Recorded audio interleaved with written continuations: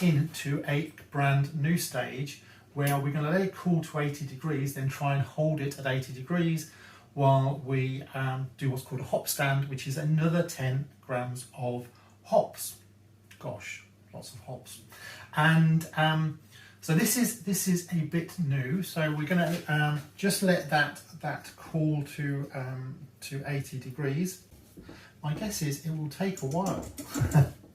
So this is our final hop addition, and we're going to filter all of this out at the end of cooling. So these final hops are only going to be in during this hop stand and cooling phase.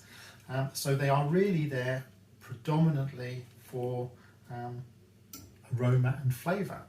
Now I have been giving the hops a bit of a whiff to sort of see what it conjures up.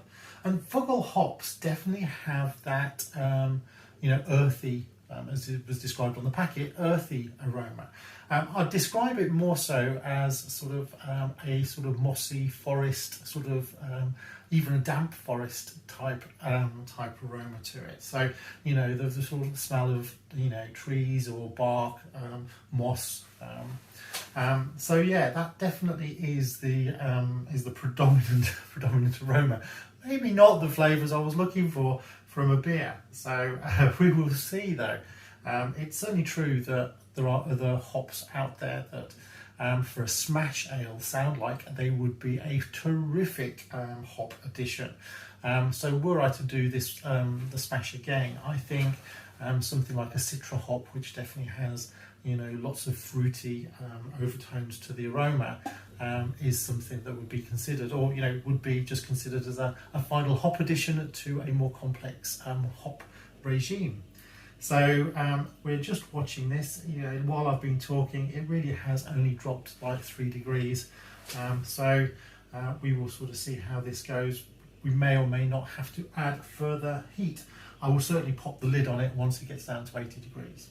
Having a beer fridge is certainly an advantage, and I wish I'd have thought of this sooner to put my measuring cylinder and pre-boil wort into the fridge sooner. Never mind, I know that for next time. This slower cooling phase does have a few risks associated with it. One is the longer that it's exposed like this, the higher the chance of a bacterial infection. So there are upsides and downsides to using the hop stand. As soon as that temperature gets to 80 degrees, I will put the lid on it.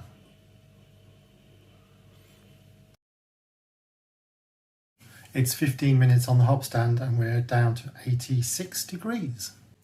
Well, so far so good. Cooling is next. So I'm just taking the opportunity in this 15-minute gap to have a little break and a cup of coffee. Cheers. We have reached 80 degrees with 1 minute left. So I'm going to get the cool bath ready. That is the next step.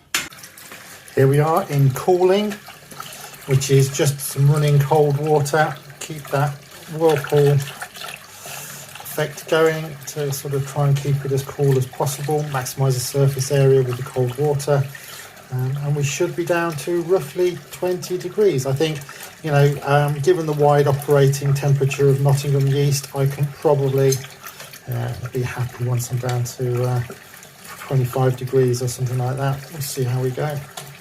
The manual stirring method, while lots of effort, actually is rather effective. We are pretty close to the right temperature already.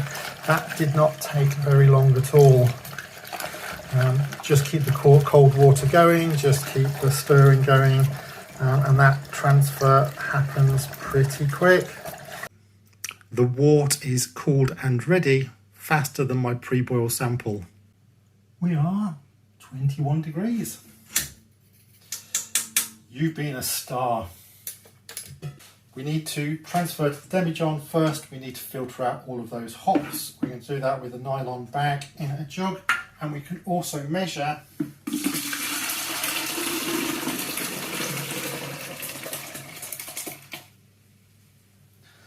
our volume, which I think is going to be closer to the correct volume than I worried about. Once we've taken all of this out, I think we may be pretty close or even short. Crumbs.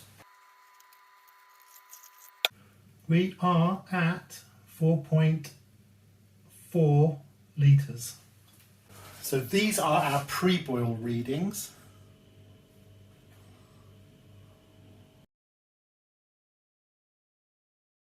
Pre-boil, the gravity reading was 1020, that wasn't great. And the pH reading, 5.51, which is almost perfect, I think. More important though, how are we doing post-boil?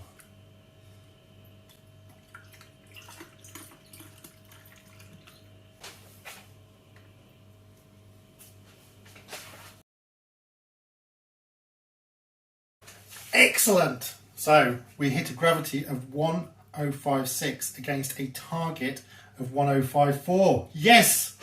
Meanwhile, let's have a look at this. pH of 6.36.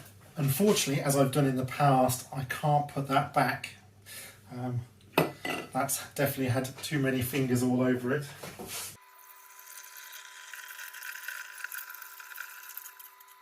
Can't squeeze any more out. Using my patented 2-sanitized funnel system, this one being dry, we can now pitch in the last bit out of there. Thank you. The yeast is sitting on top of the foam a little bit.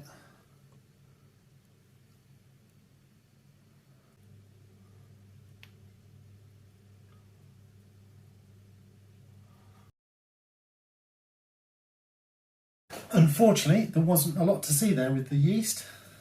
The last step is just to, another bit of a swish, is to add the airlock.